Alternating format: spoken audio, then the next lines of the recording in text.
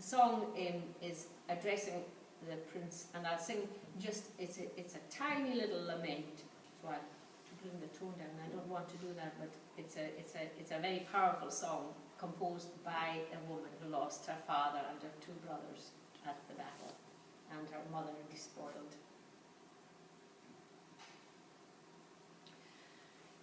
Thea